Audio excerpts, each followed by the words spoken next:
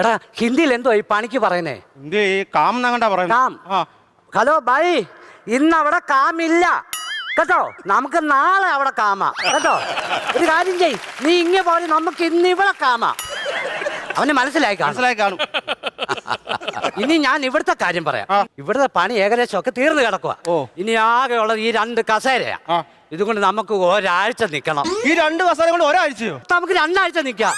എടാ ഭയങ്കര കാശുള്ള ഒരുത്തനെ അയാള്. പിന്നെ നീ കാണണം ഇറങ്ങി വരുമ്പോ ഈ വീട് ഞങ്ങളുണ്ടല്ലോ, സത്യം പറഞ്ഞ ഒരു 30 ദിവസത്തെ പണിക്കേ ഉള്ളിത്. ഞങ്ങൾ 3 മാസം പണിതു. സാർ ഇവിടെ ഉണ്ടോ നോക്കട്ടെ. സ്വർണ്ണക്കട ഇറങ്ങി വരുവാന്നേ തോന്നത്തുള്ളൂ. സാറേ സാറേ. ആരാ? ഹാജി, ഇവിടെ രാവിലെ 8 മണിയാവുമ്പോ പണിക്ക് വരണമെന്ന് പറഞ്ഞില്ലേ? ഇപ്പൊ സമയത്രായി? സാറേ ഞങ്ങളല്ലയോ പണിയുന്നേ. എനിക്കെട്ടോ? അല്ലെന്ന്. എടാ ഈ വീടിന്റെ പണിയെല്ലാം തീർന്നു കിടക്കുക. ഈ 2 ചെറിയ കസാരയുള്ളൂ, അതെങ്ങനെയും പെട്ടെന്ന് തീർത്തതാ നിങ്ങള്. ഈ പന്ന കസര